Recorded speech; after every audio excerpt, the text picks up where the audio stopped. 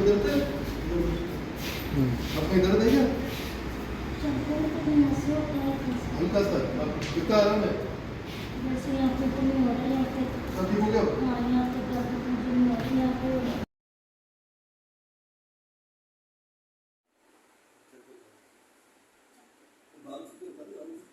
मैं 1 महीने से बहुत परेशान थी, मेरी कमर से नीचे तक पैर में दर्द था।